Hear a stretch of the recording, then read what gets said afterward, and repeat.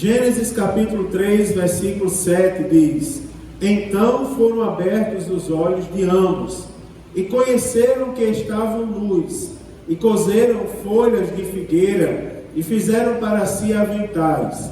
E ouviram a voz do Senhor Deus, que passeava no jardim pela viração do dia. E escondeu-se Adão e sua mulher da presença do Senhor Deus, entre as árvores do jardim. E chamou o Senhor Deus a Adão, e disse-lhe: Onde estás? E ele disse: Ouvi a tua voz soar no jardim, e temi, porque estava nu, e escondi-me. Irmãos, até aqui, até o versículo 10. Eu estava pensando, refletindo no que nós estamos conversando aqui já algumas terças-feiras. Estou comentando com os irmãos sobre o credo oficial assembleano, alguns pontos do credo, e eu estou no capítulo de número 9, que fala sobre o pecado e suas consequências. Eu já falei para os irmãos sobre o conceito de pecado, algumas palavras, alguns termos que simbolizam o pecado, alguns sinônimos do pecado que a gente tem que ter cuidado para eles não representarem a nossa vida. Lembra aqui, irmãos, que eu falei, cuidado para quando Deus olhar do céu, Ele olhar para a gente e dizer: eis ali um adorador, e não dizer: eis um transgressor. Não é? Deus nos conhece por dentro e por fora, isso deve aumentar o nosso temor. Falei da origem do pecado, falei que o pecado nasceu no céu, nas regiões celestiais, falei da queda lá no Éden semana passada, e hoje eu quero falar um pouco, falei do pecado original, e hoje eu quero falar um pouco das consequências da queda. Interessante, irmãos, que nós sofremos consequências daquele pecado original lá no Éden. Lembre-se que pecado é a desobediência à lei de Deus.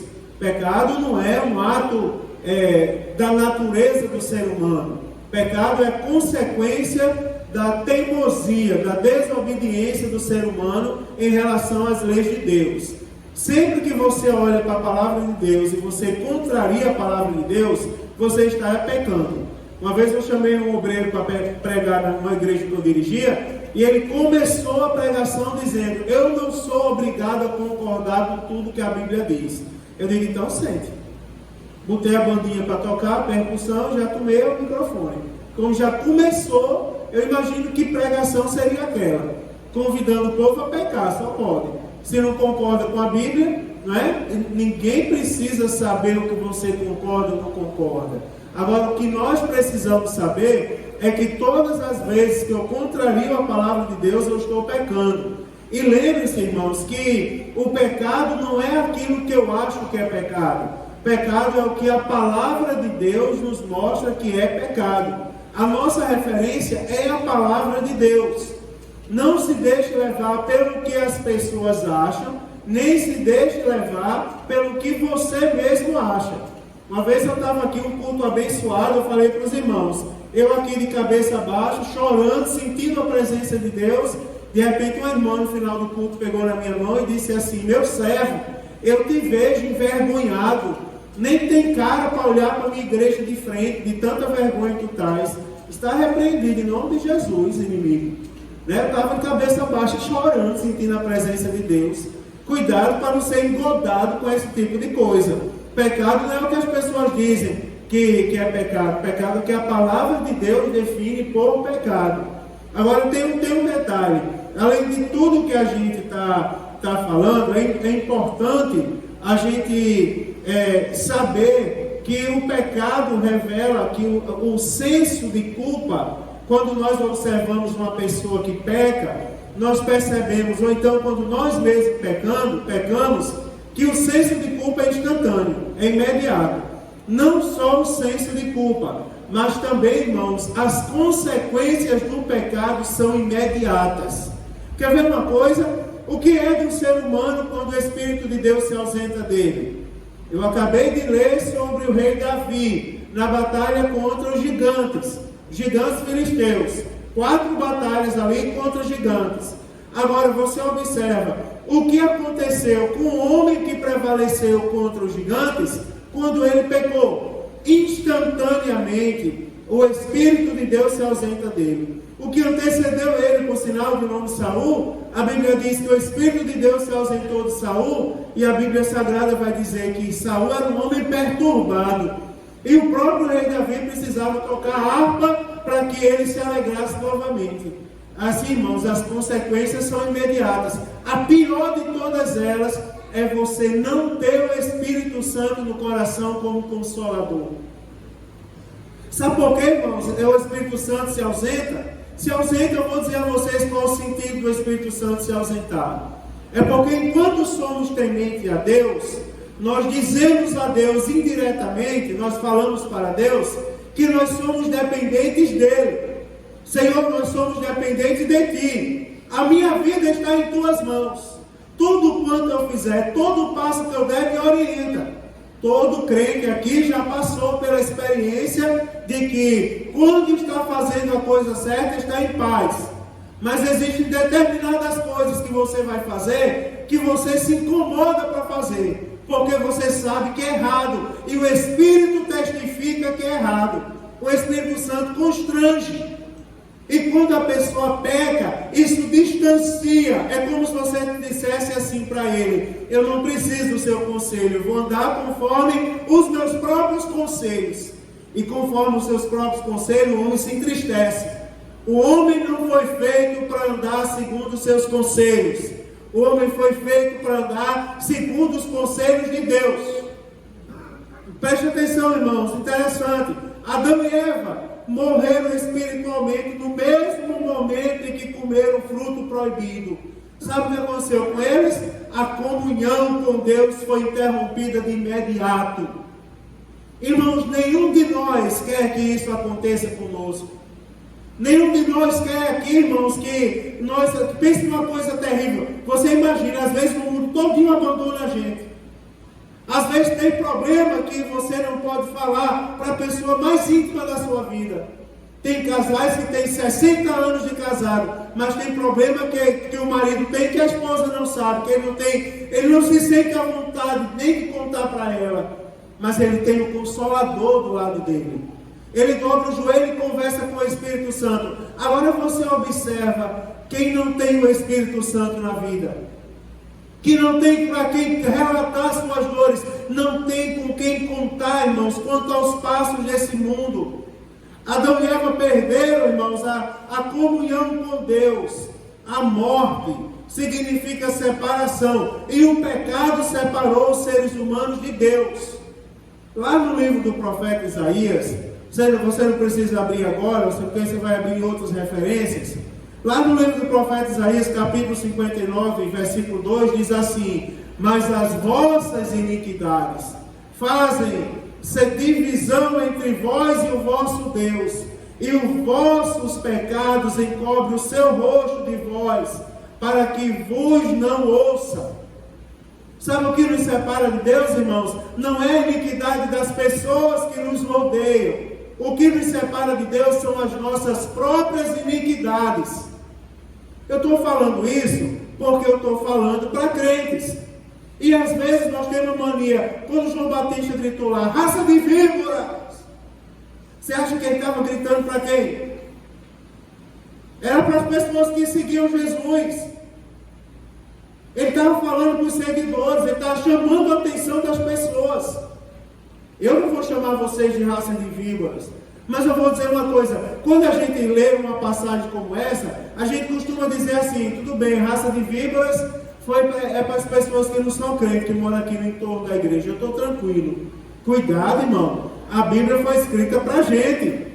Aí a Bíblia diz assim, o profeta Isaías dizendo, falando, ele diz: as vossas iniquidades, falando conosco, as vossas iniquidades fazem divisão entre vocês e o vosso Deus. Sabe por que o crente tem que andar em vigilância? Porque são os nossos pecados que nos enfraquecem. O pecado dos outros não enfraquece a gente não, irmão. O que enfraquece são os nossos pecados. Eu estou chamando a atenção para isso, porque Deus quer realmente nos vacinar, quer abrir os nossos olhos. Deus está sacudindo a nossa vida. Comece a olhar para os seus pecados. Comece a olhar para a sua vida e comece a entender que são as suas transgressões que afastam você de Deus. Chegou um homem aqui outro dia chorando, não foi? O senhor estava comigo ali, a gente estava conversando, e ele dizendo: eu conheço o monte, eu conheço a igreja, eu conheço a palavra, mas está em desgraça, está no mundo. Eu olhei para ele e disse: o que é que você precisa? Ele disse: pastor, eu não tenho uma casa, eu não posso lhe dar uma casa. Aí ele foi falando, é porque eu estou distante de Deus, mas só depende de você voltar para perto de Deus. Se tem alguém aqui que está se achando distante de Deus, eu vou falar uma coisa para você se aproximar de Deus, depende de você. É você que tem que dobrar o joelho e dizer: Senhor, eu estou aqui, eis a minha vida aqui, toma a minha vida em tuas mãos. Somos nós que temos que nos aproximar de Deus. Olha, irmão, os olhos do casal foram abertos quando eles tiveram um encontro com Deus. Você observa, Adão e Eva desobedeceram a Deus. Falei semana passada, como de tudo no jardim, menos da árvore do fruto do conhecimento do bem e do mal. E eu disse para os irmãos semana passada: você não precisa do conhecimento do mal. Uma vez uma pessoa chegou para mim e disse assim: pastor, chega de viver só na igreja. Tem que ter uma experiência assim no mundo. Não, irmão. Isso não é conselho de crente, não. Eu sou pastor de igreja. Eu nunca vou dar um conselho para uma pessoa, quanto mais para um crente da minha igreja, um conselho desse. Já pensou? Vai para o mundo um pouquinho, experimenta lá fora, para tu ver que aqui dentro é melhor. Não, isso é coisa do inimigo. Eu, porém, vos digo: não saia da presença de Deus. Agora Adão e Eva desobedeceram, pecaram, mas tiveram um encontro com Deus. É interessante que quando eles pecaram, você observa como o pecado os cegou. Sentiram vergonha uns dos outros. Se esconderam de Deus. Quando Deus chama Adão, aqui que na passagem onde a gente leu, a Bíblia diz assim: quando Adão disse assim: ouvi a tua voz soar no jardim e temi, porque eu estava nu e me escondi. Você observa, quando é que o homem se sente nu diante de Deus? É quando ele sabe, irmãos, que pecou. Eu vou dizer para você, eu já falei para vocês aqui, tem pessoas que estão por aí, que são culpados, vivem em delito, mas você chega para ele: o que é que você fez? Não fiz nada, sou inocente. Agora, quando essa pessoa dobra o joelho diante de Deus, eu duvido que ela minta para Deus. Quando dobra o joelho na presença de Deus, diz: Senhor, o Senhor sabe o que eu fiz de errado. Você observa que as pessoas pecam e chegam diante de mim como se não tivesse pecado. Eu sou o pastor da igreja. Biblicamente falando, o pastor da igreja é o anjo da igreja. Não é? Raramente eu me imponho assim com autoridade bíblica, mas é a verdade, está na Bíblia Sagrada. Tem pessoas que pecam, mas diante de mim não tem nenhum temor. Tem pessoas que pecam e diante da noiva do Cordeiro não tem nenhum temor. Tem pessoas que cantam na igreja em pecado, como se nada tivesse feito. Agora eu duvido quando essa pessoa chega diante de Deus, se ela não diz assim: Senhor, o Senhor sabe que eu não estou valendo nada. É ou não é, irmãos? Se o Senhor sabe, você observa, Adão e Eva sentiram vergonha, porque eles perceberam que eles estavam em pecado. Eles tiveram conhecimento do mal. Eles não precisavam do conhecimento do mal. Por causa do conhecimento do mal, quando ouviram a voz de Deus, se esconderam. Tem pessoas, irmão, que estão se escondendo por causa do conhecimento do mal. Eu vou falar aqui o que eu vou falar hoje, mas eu vou lembrar para os irmãos: você não precisa do conhecimento do mal. Você não precisa. Agora, se você entrou aqui hoje envergonhado como Adão e Eva, saiba que quem chamou Adão foi o próprio Deus. Quem chamou Adão foi o próprio Deus. Adão, eu estou te vendo, Adão. Deus está nos vendo essa noite, irmãos. Essa palavra não tem que mudar a nossa vida. Você observa, ouviram a voz do Senhor Deus que passeava no jardim. Se escondeu Adão e chamou o Senhor: Adão, onde estás, Adão? Deus nos chama essa noite, irmãos. Aí você observa, quando eles tiveram um encontro com Deus, aí a Bíblia Sagrada diz que os olhos do casal foram abertos novamente. Aí sim que eles foram olhar um para os outros e foram perceber que eles estavam nus. Você vai observar, irmãos, tendo conhecido pessoalmente o mal, eles procuraram se esconder da presença de Deus. Agora eu vou dizer, a iniquidade de Adão trouxe consequências. Irmão, coisa ruim é você viver com a consequência do pecado. Você observa, irmão, coisa ruim é você viver com o fardo do pecado nas suas costas. Uma vez eu critiquei um irmão que ele tinha o título de ex-bruxo. Aí ele andava na igreja e se apresentava como diácono fulano de tal. Era o ex-bruxo, vamos ouvir o ex-bruxo. Aí um dia eu repreendi ele. Eu disse, rapaz, como é seu nome? Ele disse José. Disse, pronto, a partir de hoje é o diácono José. Vamos ouvir o diácono José. Quero mais você dizendo, conversa aí, bruxo já passou, rapaz, deixa isso para lá. E ele ouviu, me obedeceu, disse amém, irmãos. A partir de hoje, quem for me convidar, vamos ouvir o testemunho do diácono José. Depois, no final do culto, ele disse assim, pastor, sabe por que eu falo ex-bruxo? Deus sabe a carga que eu carrego nas costas.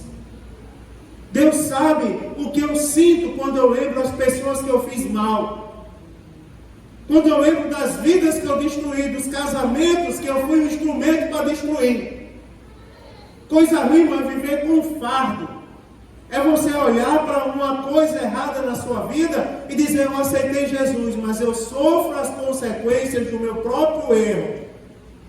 Você observa como não foi difícil para Adão, não foi muito difícil. Não foi fácil não. Olha só, irmão, quer ver, você está com a Bíblia aberta aí. Veio o juízo de Deus, as consequências. Veio o juízo sobre a serpente. Quer ver? No Gênesis capítulo 3, onde você está, com a Bíblia aberta. Olha aí o versículo de número 14 e 15. Diz assim, ó. Então o Senhor Deus disse à serpente, porquanto fizeste isto, maldita serás mais do que toda besta, e mais do que todos os animais do campo. Sobre o teu ventre andarás, e o pó comerás todos os dias da tua vida. Veja que coisa terrível. Começou agora as consequências do pecado.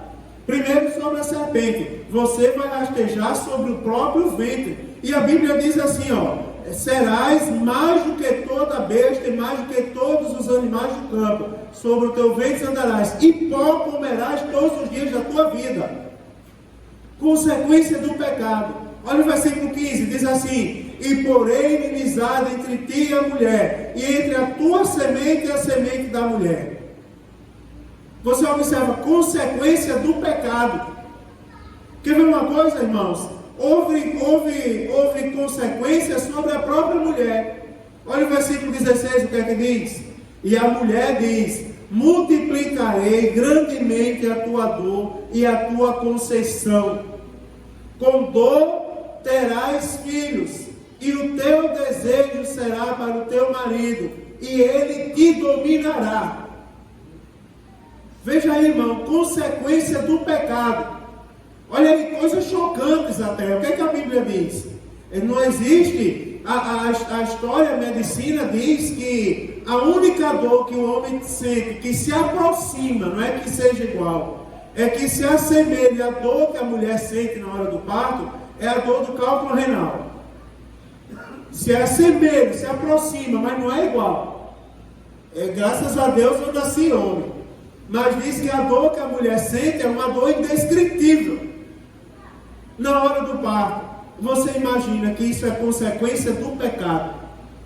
Você observa que a sujeição da mulher para com o homem. Veja aí, irmão, como isso é terrível. Olha o que é que a Bíblia diz, ó. E o teu desejo será para o teu marido, e ele te dominará. Você observa que a mulher agora tem a obrigação de se submeter à autoridade do homem. Porque a mulher não desobedeceu, não deu ouvido lá à serpente, e não ofereceu, o homem pecou, em mesmo grau, porque ele desobedeceu também a lei de Deus. Mas você observa que a sujeição ela é consequência do pecado. Agora tem que viver com esse fardo sobre as costas. É terrível isso, é duro falar essas coisas. Quer ver uma coisa, irmão? Sobre o homem, olha o versículo 17, o que é que diz? Versículo 17, o homem não ficou isento não. Talvez o homem recebeu um dos mais duros juízos, porque o juízo do homem é diário. Todos os dias ele deve lembrar do seu pecado.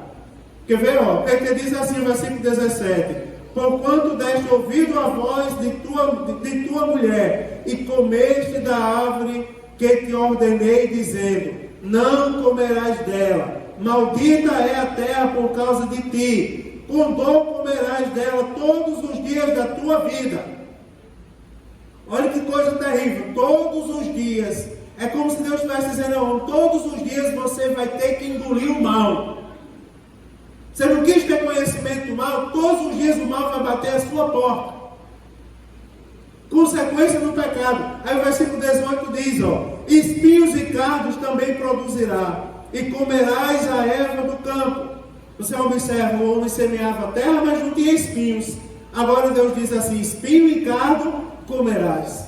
Aliás, espinho e cardo também produzirá, comerás, não são os espinhos, são as ervas do campo. E o versículo 19: no suor do teu rosto comerás o teu pão, até que te tornes a terra, porque dela foste tomado, porquanto és pó, e em pó te tornarás. Você observa, irmão, agora Deus disse assim, Deus olhou para o homem e colocou o homem no lugar. Você vai comer no suor do teu rosto. Sabe como o homem vivia? No jardim tinha tudo para comer. Agora você vai ter que sofrer para comer alguma coisa. Consequência do pecado. Uma vez alguém chegou para mim, um irmão chegou para mim e disse: pastor, eu tenho ódio de Adão. Eu disse: por que você tem ódio de Adão? Ele disse: eu tenho ódio de Adão, sabe por quê? Por causa dele a gente está aí, acabado. Por causa de Adão a gente está aí, sofrendo todos os dias. Eu disse: você não peca não? O que é que você faz todos os dias? Você não peca não? Ele se pega. Eu disse: então não bote a culpa em Adão não, meu filho, a culpa é sua. Não é, irmãos? Eu não estou acusando ninguém, longe de mim, eu não sou o acusador. Mas eu estou dizendo aos irmãos que nós temos que tomar cuidado, porque assim como houve consequência no pecado original, há consequência para os nossos pecados nos dias de hoje. Eu vou falar, irmão, coisas pequenas, mas são coisas que nos afastam de Deus. Tem pessoas que têm medo de falar a verdade. Eu não posso ter medo, porque eu fui chamado para ser um pregador do Evangelho. Fui chamado para ser um pastor de igreja. No dia do São João, no dia da Páscoa, eu lembro dos irmãos: não vão gastar o dinheiro com ovo de... não vivo sem o ovo de Páscoa. Misericórdia, irmão, você é crente. Comemore a Páscoa de Cristo. No dia do São João, tem filho de crente sendo a rainha do milho na escola. E tem crente vestido, fazendo coisinha na bochecha, bigodinho nos meninos, mandando os meninos dançar São João na escola. E eu digo: irmão, isso não é de Deus. Agora está o dia do Natal, irmão. Está se aproximando o dia do Natal. Tem gente chorando por causa do carrossel de Papai Noel. Nós somos crentes, irmãos. Crentes nós somos. Parece coisa assim: ah, pastor, isso é coisa pequena. Tem gente que diz assim: tem pecado muito maior na igreja. Irmão, só o que tem na igreja é pecado. Agora eu vou dizer uma coisa para você: é um lugar que deve ter, porque aqui onde ele é tratado, é onde Deus arranca e faz da gente uma nova criatura. É aqui que ele deve ser trazido mesmo, porque aqui ele é curado. Agora eu não vou deixar de falar por causa disso. Eu vou dizer: não chore pelo trenó de Papai Noel. Chore porque Jesus Cristo nasceu, Ele morreu, ressuscitou ao terceiro dia e um dia vai voltar para nos levar para a eternidade. Chore lembrando disso. Você imagina, Ele nasceu numa circunstância terrível. Que pregação não dá isso, irmãos? Não é? Os pastores se observam vendo o Rei dos Reis nascer numa manjedoura. Isso não é uma pregação espetacular. Agora, cuidado com o que está emocionando seu coração. Na semana passada eu falei: tem pessoas que o povo não gosta que os pastores falem isso, mas eu vou falar. Tem pessoas que estão se emocionando: ah, pastor, Eu me emociono tanto quando eu lembro da época que eu vivia em pecado, da época que eu bebia, caía no chão, ouvia a música de não sei quem, que é o cantor do mundo. Eu, misericórdia, Jesus. Quem ensinou a Bíblia para essa criatura? Chorando, lembrando do pecado? Chore, meu irmão, de alegria, porque o seu nome está escrito no livro da vida. Aleluia! Esse deve ser a lágrima do crente. Não esqueça isso, irmão. Não esqueça, eu vou falar. É a minha obrigação. Preste atenção, irmão, uma coisa interessante. É que a queda do Éden arruinou toda a humanidade tão profundamente que transmitiu a todos os seres humanos a tendência e a inclinação para o pecado. Não só isso, quer ver uma coisa interessante? Abra sua Bíblia aí na carta do apóstolo Paulo aos Romanos, capítulo de número 3. Porque uma vez eu falei isso aqui e alguém não concordou comigo. Ninguém me falou nada não. Tenho a impressão que alguém não concordou comigo. Romanos capítulo 3, versículo de número 10. Diz assim a palavra de Deus, olha só, Romanos capítulo 3, versículo 10. Olha o que a Bíblia está falando. A Bíblia, quando fala da justiça de Deus, porque a epígrafe de Romanos 3, ela começa com a justiça de Deus. Depois ela parte, a partir do versículo 9, a falar que todos os homens estão debaixo do pecado. Aí o versículo 10, olha o que é que diz. Como está escrito, não há, olha só o que é que a Bíblia diz, não há, esse H com acento agudo, é o verbo haver no sentido de existir. É a mesma coisa de eu falar assim, não existe um justo, nenhum sequer. Olha que coisa terrível. Consequência do pecado de Adão. Não há um justo sequer. Olha o que a Bíblia fala ao nosso respeito. É duro, né, irmão, ouvir isso? Quer ver uma coisa? Vira a página não. Olha o que é que diz no versículo 23. Versículo 23 diz assim: porque todos pecaram e destituídos estão da glória de Deus. Por que a gente precisa aceitar Jesus? Por que a gente precisa aceitar Jesus? Porque enquanto não aceitamos Jesus, sabe o que é que a Bíblia fala da gente? Pecadores, condenados à morte, não vão chegar a lugar nenhum, não há um justo sequer. Em Cristo, irmão, nós somos justificados, em Cristo nós somos salvos. Não esqueça isso. Olha só, irmãos, a natureza moral ela foi corrompida. Quer ver? Eu vou ler aí. Olha, volte aí ao livro do Gênesis, capítulo de número 6. Vou mandar um pouquinho a Bíblia aí, para vocês verem que não é coisa da minha cabeça. Livro do Gênesis, capítulo 6, versículo 5. Livro do Gênesis, capítulo 6, versículo de número 5. Diz assim, olha o que foi que Deus viu. A Bíblia fala, o capítulo 6 é o capítulo que fala de Noé. Tá certo? Capítulo de Noé. Todo mundo já ouviu falar da arca de Noé. Agora, o versículo de número 5 diz assim, olha o que foi que Deus viu do céu.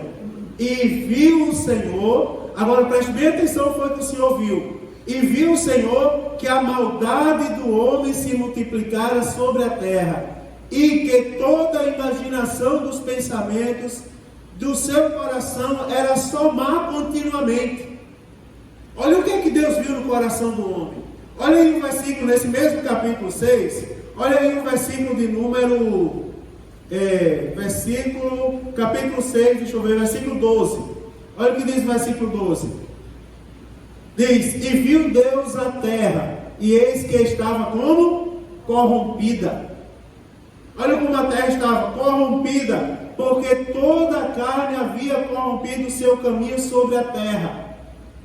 Você observa, irmão, o coração do homem, por causa do pecado, se transformou num coração enganoso e perverso. Você vai entender onde eu quero chegar com essa história. Todas as pessoas estão mortas em ofensas e pecados. São inimigas de Deus, escravas do pecado. Essa corrupção do gênero humano, a gente precisa tratar o pecado pelo seguinte, é algo tão profundo que ela feriu o homem na sua completude. Quer ver uma coisa? O pecado feriu o homem no corpo. Quer ver? Romanos capítulo 8. Olha aí, movimenta a sua Bíblia, irmão, que isso é coisa de crente. Romanos capítulo 8. Vem a palavra, depois vem a oração, depois vem o poder de Deus, não é? Romanos capítulo 8, versículo de número 10.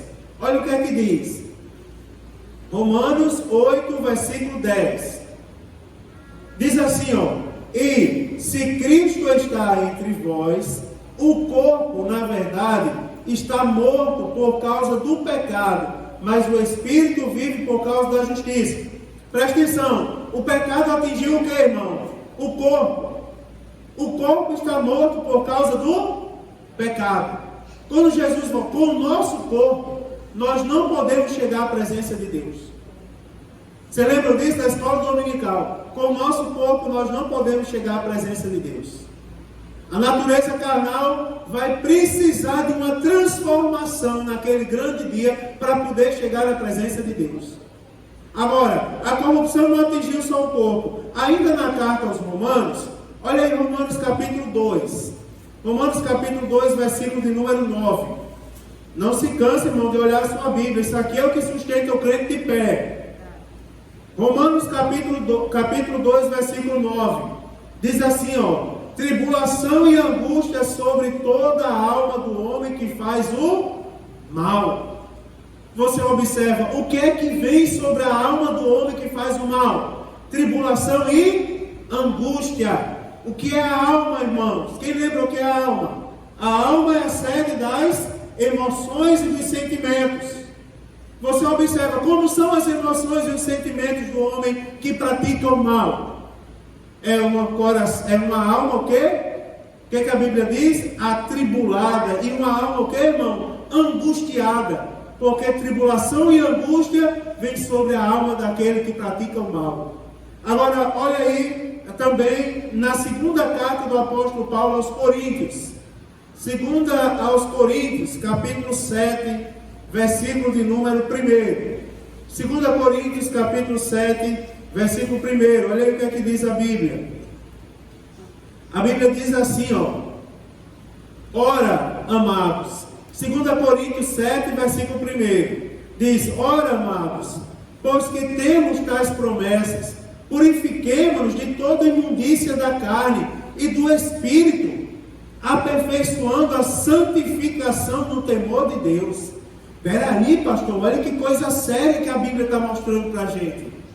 Quer dizer que a alma, aliás, a alma é sede das emoções e sentimentos. A gente já viu que vem tribulação e angústia sobre a vida daquele que vive em maldade, sobre a vida daquele que peca. Agora, o Espírito também é atingido, porque o Espírito é a parte do homem que se comunica com Deus, não é assim? É a parte do homem que se comunica com Deus. Olha o que a Bíblia está dizendo. Purifiquemo-nos de toda imundícia da carne e do Espírito. Meu Deus do céu, quer dizer que a imundícia do pecado pode atingir o quê? O Espírito. Agora eu já sei, peraí, pastor, já deduzi tudo. É por isso que quando o homem peca, ele se distancia de Deus. Por quê? Porque o Espírito do Espírito dele alcança, sabe o que, irmão? A imundícia. E ninguém chega à presença de Deus imundo. Para chegar à presença de Deus precisa estar puro. Olha que coisa maravilhosa. Eu uma vez falei para os irmãos, do Deus verdadeiro, do Deus que não leva em conta o dinheiro, nem cargo, nem posição, o Deus que nunca perdeu em batalha, e a sua palavra é como uma navalha que corta sem distinção. Mas por que isso é verdade? Por que Deus não leva em conta dinheiro, cargo, nem posição? Não é? Pode ser, meu irmão, o pastor dos pastores, mas se tiver o espírito imundo, não chega à presença de Deus. Tem um corinho que diz assim: há uma roda de fogo entre nós, essa roda de fogo é Jesus. Há uma roda de fogo entre nós, essa roda de fogo é Jesus. Aí diz: onde Jesus presente está, doença e o mal não pode ficar. Não é assim? Onde Jesus operando está, doença e o mal não pode ficar. Aí daqui a pouco fala: o pecado não pode ficar, a inveja não pode ficar, a mentira não pode ficar. Há uma roda de fogo entre nós. Sabe o que é? Essa roda de fogo é Jesus. É como se o cantor estivesse dizendo: o coração tem que estar puro. não tem nada na vida, não tem um centavo para dar um doido, mas ele tem, sabe o que, irmão? O espírito limpo e purificado. Aí você observa, no que ele não tem de dinheiro, ele tem de autoridade. Sabe por quê? Porque ele tem uma vida de intimidade com o Criador que pode todas as coisas. Não é maravilhoso isso, irmão? E ainda tem gente querendo deixar de ser crente. Como é que pode um negócio desse? Não há nada melhor nesse mundo do que ser crente. Muito embora tanta gente ache o crente sem valor. Ser crente é ser escolhido, é ser verdadeiro. Ser crente é ter a esperança e a certeza que um dia vai morar com o Senhor. Eita, Jesus, hoje está vindo a rima tudo na cabeça. Presta atenção, irmão, uma coisa maravilhosa. No Espírito pode entrar imundícia. Olha aí, irmão, uma coisa, só para a gente concluir essa parte com chave de ouro. Olha aí no livro do profeta Isaías, capítulo 1. Abra aí sua Bíblia no livro do profeta Isaías, capítulo 1. Isaías, capítulo 1, a partir do versículo de número 5. Olha aí, Isaías, capítulo 1, versículo 5. Se fosse você, estava anotando isso daí, irmãos. Isaías, capítulo 1, versículo 5. Vamos ler o versículo 5 e 6. Diz assim, ó. Isaías, capítulo 1. Se você não tem habilidade com a Bíblia, olha o índice da Bíblia, não tem problema. Você vai pegando habilidade a partir do momento que você vai lendo. Diz assim, ó. Versículo 5. Isaías, capítulo 1, versículo 5. Porque serias ainda castigado se mais vos rebelarias? Vou ler de novo. Porque serias ainda castigado se mais vos rebelarias? Toda a cabeça está enferma e todo o coração fraco, desde a planta do pé à cabeça. Não há nele coisa sã, senão feridas e inchaços e chagas podres, não espremidas, nem ligadas, nem nenhuma delas amolecida com óleo. Ou seja, irmãos, aqui está falando que na completude do homem existe pecado. E o homem precisa ser curado disso. Agora eu não vou falar mais mal para os irmãos ficarem com raiva. Meu pastor só está falando mal. Mas só para concluir, eu vou dizer uma coisa para vocês. Isso é tão sério que prejudicou, irmão, todas as faculdades do homem. Eu poderia mostrar para os irmãos aqui que o intelecto do homem foi afetado pelo pecado. Que as emoções do homem foram afetadas, a vontade, a consciência, a razão e a própria liberdade do homem foi afetada pelo pecado. Quer ver uma coisa? Ó? Abra aí sua Bíblia no livro de Tito. Abra aí, irmãos, em Tito. Os leitores da Bíblia aí estão fera, né? Não. Tito está logo após 2 Timóteo, irmãos. Lá no Novo Testamento. O apóstolo Paulo escreveu cartas às cidades, uma carta a uma região, foi a região da Galácia. Escreveu carta a pessoas. Foi Timóteo, Tito e Filemão. Olha aí, Tito capítulo 1. Aliás, Tito capítulo 3, versículo de número 3. Olha o que é que diz a Bíblia. Diz assim, ó. Porque também nós éramos, no outro tempo, insensatos, desobedientes, extraviados, servindo a várias concupiscências e deleites, vivendo em malícia e inveja, odiosos, odiando-nos uns aos outros.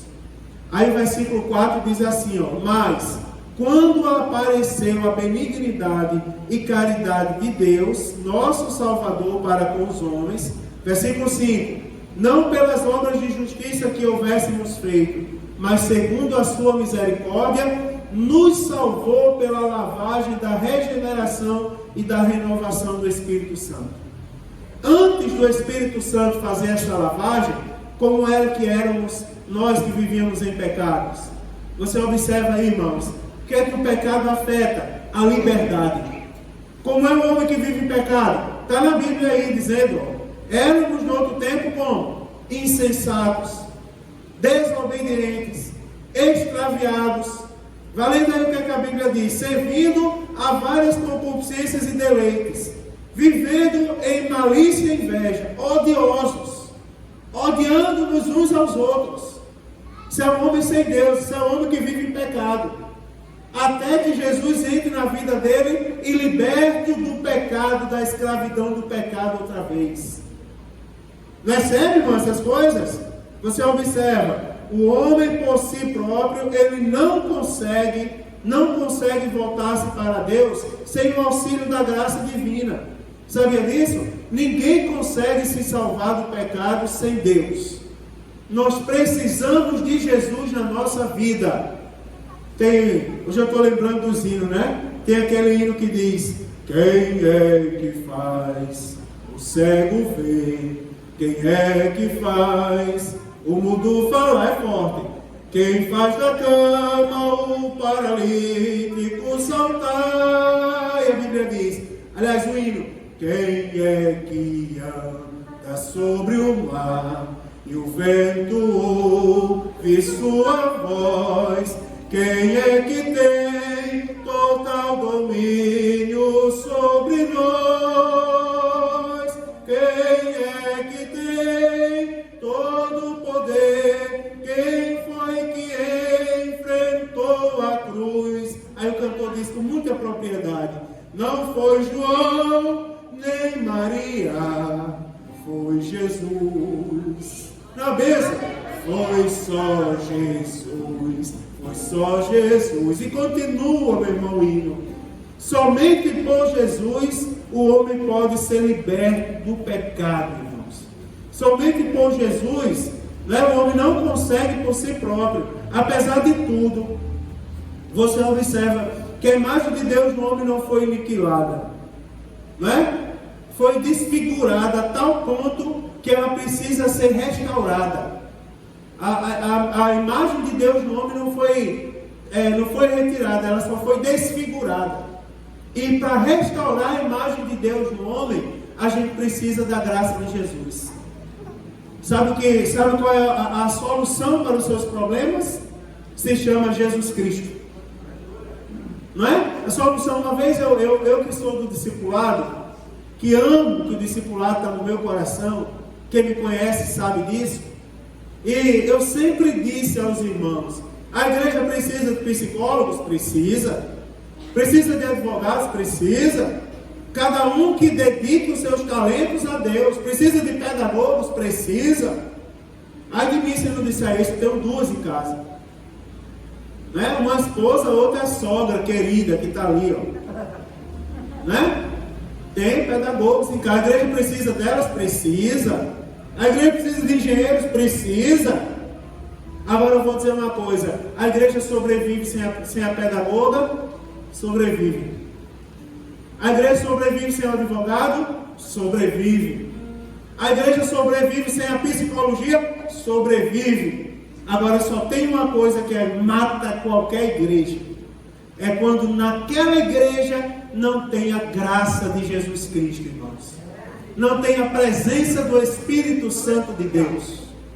Na nossa vida também é assim, a gente precisa disso tudo. Agora, quer ver uma coisa que não pode faltar na nossa vida, nem por brincadeira? A presença do Espírito Santo de Deus na nossa vida. Somente por causa dela que nós somos restaurados. Somente por causa dela que nós estamos de pé. Agora, para terminar, irmãos, para terminar aqui, que eu quero terminar com essa história semana passada, em relação às crianças. Preste bem atenção, em relação às crianças. Você vai observar, irmãos, até os bebês recém-nascidos e demais crianças que ainda não experimentaram o pecado, já possuem a natureza pecaminosa. Quer ver uma coisa? Ali, Júlia deu glória a Deus. Até as crianças possuem natureza pecaminosa. Ela levantou a mãozinha, glória a Deus, aleluia. Era para a igreja todo dia ter dado glória a Deus, mas Deus reservou as crianças. Você observa até as crianças inocentes, não é? Semana passada, na escola dominical, eu disse aqui: irmãos, quem usar o banheiro não fecha a porta depois, deixa a porta aberta para os demais usarem. Porque tem irmãos que estão usando o banheiro, saindo e trancando a porta, né? Travando ali, e nem todo mundo sabe destravar. não trave a porta. Eu disse, quer ver? Isso não é para falar na escola dominical, nem em nenhum momento da igreja. Aí eu disse assim, quem sabe o trancador de porta está aqui. Aí Antônio disse lá atrás, foi eu. Eu digo, meu filho do segundo dirigente. Né? Olha aí, o inimigo está do meu lado, eu não sabia. Né? Pense num povo bom para entregar essas verdades às crianças. Olha, graças a Deus pela vida das crianças. Até as crianças possuem natureza pecaminosa. Preste bem atenção, irmão, para a gente terminar hoje. Abra sua Bíblia no livro dos Salmos. Livro dos Salmos, no Salmos de número 58, verso de número 3. Para a gente terminar isso aqui, deixa eu falar um pouco sobre as crianças. Salmos 58, verso de número 3. Diz assim, ó.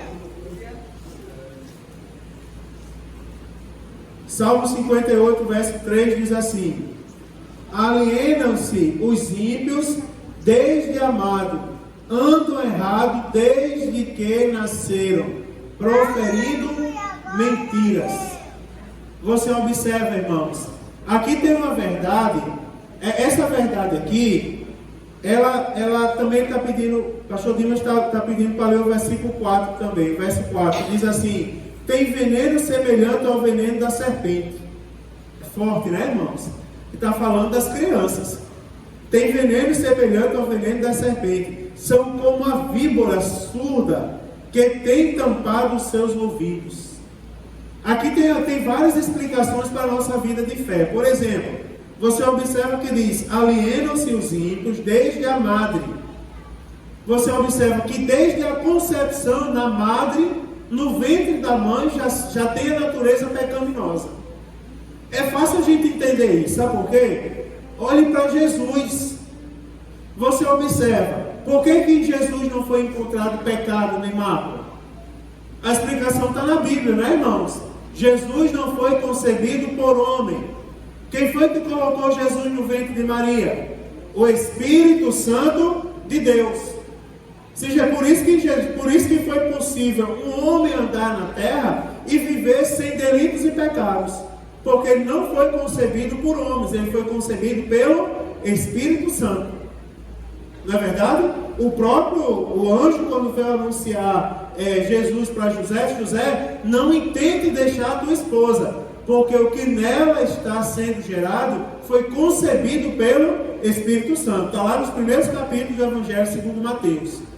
Agora você observa, quando o homem ele é concebido em pecado. Quer ver? Vou dar um exemplo para vocês. O que vocês acham que leva uma criancinha inocente ir lá e olhar para um lado e para o outro e ver que ninguém está olhando e colocar o dedinho na tomada para levar um choque? Mas de onde vem essa natureza de uma criança? Né, irmão? Vem do ventre. Olha como é forte isso aqui. Eu vou terminar a explicação para a gente não demonizar as crianças, pelo amor de Deus, não é isso que eu estou dizendo. Mas olha o que é que a Bíblia diz. Olha o que é que a Bíblia fala. A Bíblia diz assim no versículo de número 4: tem veneno semelhante ao veneno da serpente.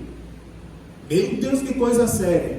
Aí diz assim, ó: são como a víbora surda que tem tapado os seus ouvidos. Sabe por que tem tapado os seus ouvidos? Eu vou dizer para os irmãos, porque é o seguinte, ó, o Senhor, quando se referiu à situação das crianças, quando Jesus se referiu à situação das crianças, ele agiu com misericórdia. Ele afirmou: das tais é o reino de Deus. Vocês lembram? Lá em Mateus 19:14, todo mundo conhece esse versículo: deixai os pequeninos e não os impeçais de vir a mim, porque dos tais é o reino dos céus. O que Jesus fala acerca das crianças? Em relação, irmãos, à responsabilidade pessoal, o que a Bíblia leva em consideração? A Bíblia leva em consideração que algumas crianças, prestem bem atenção, desenvolvem-se no aspecto moral mais cedo do que outras. E a Bíblia não define uma idade, tá certo? Não é possível atribuir culpa até que elas façam bem ou mal conscientemente. Abra sua Bíblia aí em Romanos, para a gente entender bem isso. Abra sua Bíblia em Romanos, capítulo 9, versículo de número 11. Eu creio que muita gente tem dúvida nisso. Romanos capítulo 9, versículo de número 11. Para a gente terminar hoje. Romanos capítulo 9, versículo 11. Diz assim: porque não tendo eles ainda nascido, nem tendo feito bem ou mal, para que o próprio Deus, segundo a eleição, ficasse firme, não por causa das obras, mas por aquele que chama. Aí versículo 12 diz: foi dito a ela, o maior servirá ao menor. Você vai observar, o que a gente entende por aqui, irmãos? Que não é possível atribuir a culpa à criança até que ela faça distinção entre o bem e o mal. Tá certo? Não é possível atribuir culpa à criança. Você vai observar, nós entendemos, preste bem atenção, mantenha sua Bíblia aberta em Romanos.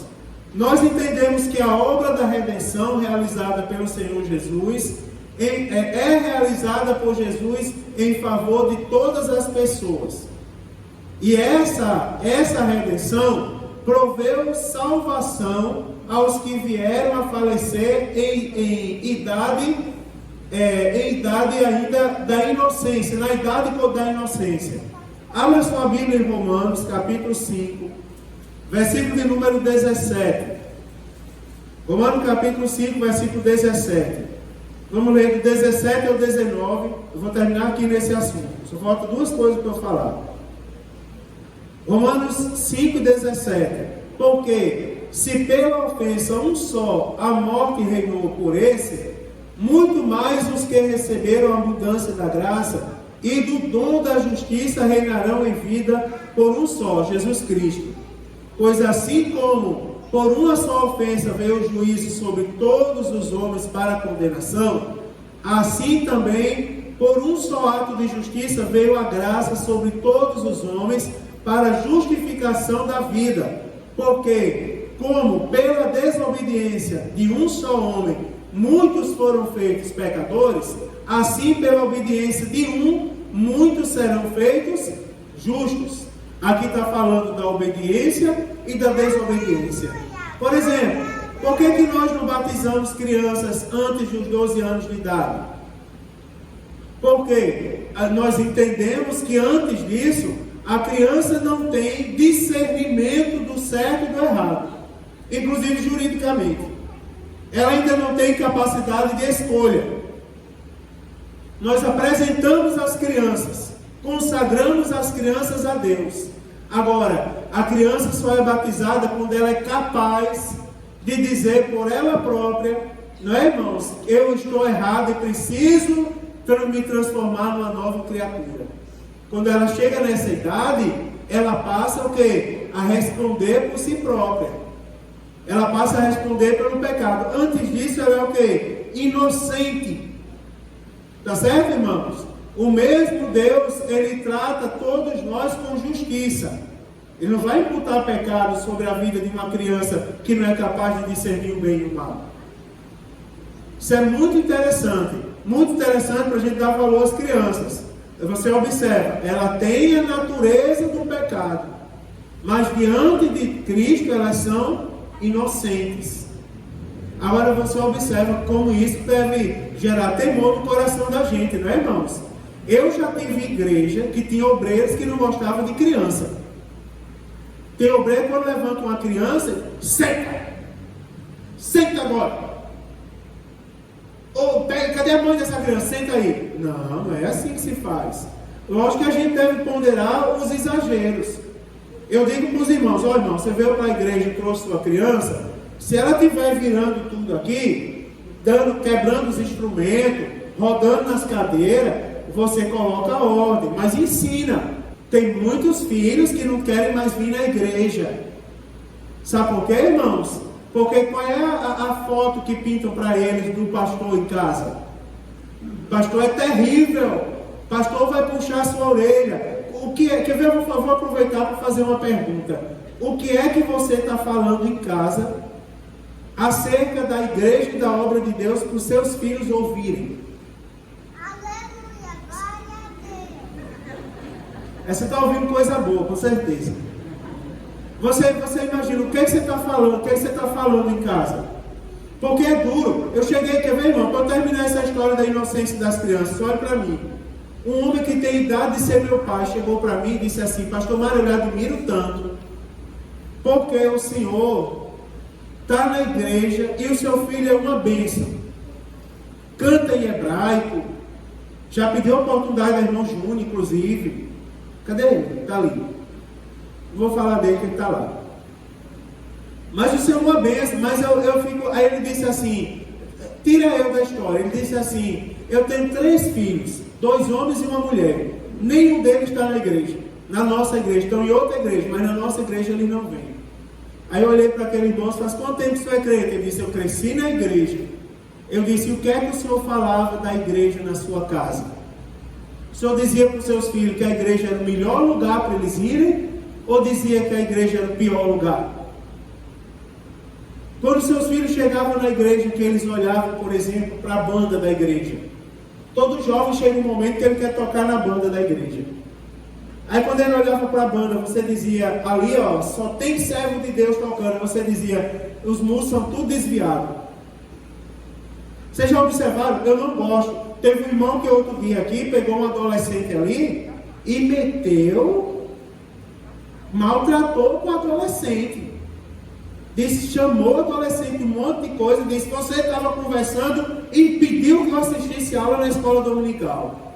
Quando eu soube da história, eu fui em cima.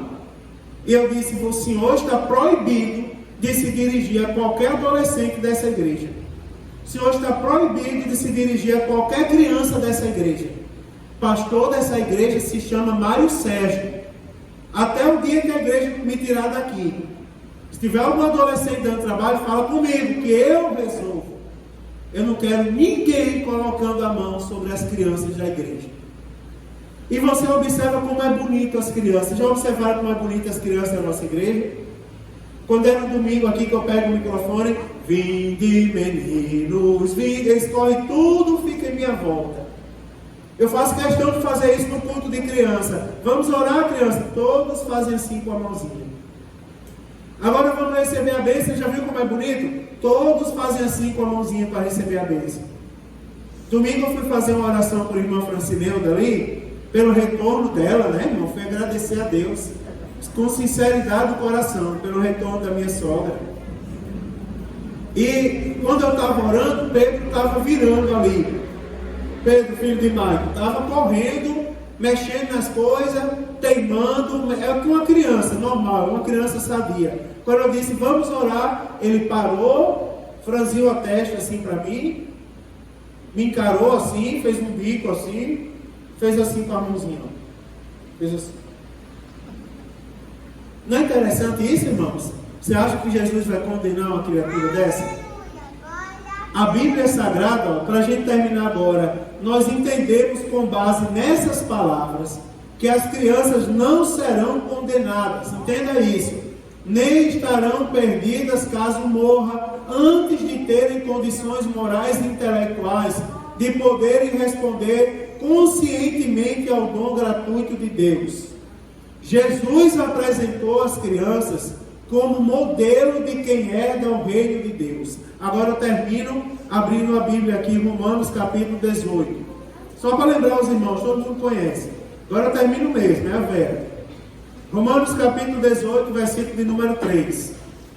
Diz assim, ó. Romanos capítulo 18, versículo de número 3. Olha o que Jesus disse. Ele disse assim. E disse, Romanos 18, 3. Né? Aliás, eu vou ler a partir do 2. E Jesus, chamando uma criança, a pôs no meio deles. Ah, não é Romanos, não é Mateus. Quem foi que falou Romanos? Foi Francisco? Misericórdia, já não faz mais terceiro dirigente, quarto dirigente como antes, né? Se para poderem ajudar, fica atrás do pastor atrapalhando. Romanos que eu digo é Mateus, irmãos. Mateus capítulo 18, Francisco. Vamos ler a partir do versículo 2. É que eu fiquei nervoso porque é o carro da hora.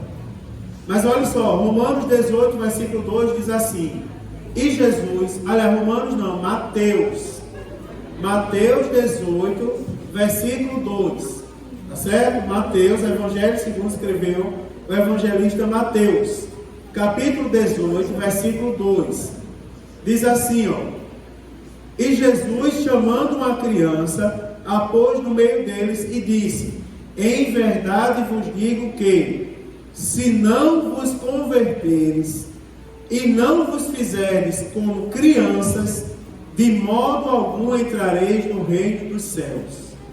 Entenda essa passagem aqui. O que é que as crianças não têm? As crianças não têm em seu coração conhecimento do mal. Vocês concordam comigo? As crianças não têm em seu coração a malícia do mal. Aí Jesus está dizendo assim: se vocês não se converterem, o que é a conversão que Jesus está falando aqui? É tirar do coração o mal, a malícia, a maldade. Se vocês não se converterem e não se fizerem como crianças, de modo algum vocês vão entrar no reino dos céus. Eu vou terminar dizendo aos irmãos: a gente precisa da maldade, irmão, na nossa vida. A gente precisa do conhecimento do mal na nossa vida. Alguém aqui precisa se desviar no final do ano e quando for no início do próximo ano se converter novamente? Não, irmãos. Olhe para mim, vamos desfazer aqui mais uma coisa. Alguém aqui vai fazer encerramento esse ano? Vamos encerrar em janeiro para voltar, aliás, em dezembro para voltar em janeiro. Que vergonha! Igreja encerrando, Jolene, em dezembro. Vamos fazer o encerramento da igreja em dezembro. É como se dissesse: vamos deixar de ser crente em dezembro. Aí em janeiro ele se converte. E se Jesus voltar? Hein, irmão?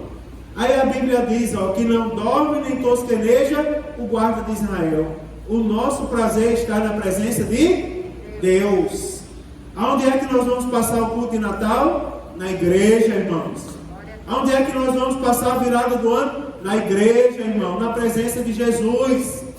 Vou terminar. Você não precisa do conhecimento do mal, não. Você precisa da presença sacrossanta do Espírito Santo de Deus na sua vida. É isso que você precisa. Você chegou alguém aqui dizendo: mas o que é que ainda precisa mudar na minha vida? Eu vou dizer: coloque sua vida completamente, todas as áreas. Tire a sua cabeça da sua vida. Pare de andar conforme as suas convicções e comece a andar completamente conforme a direção do Espírito Santo de Deus. Se não se converteres e não se fizeres como uma criança, vocês não vão entrar no reino de Deus. Eu estou falando vocês, eu estou falando, Jesus falando para todos nós. É para mim a palavra, irmão, e para os irmãos aí. Mas pela graça de Deus, nós estamos aqui, né, irmãos? Chegamos aqui porque Deus tem um plano na nossa vida.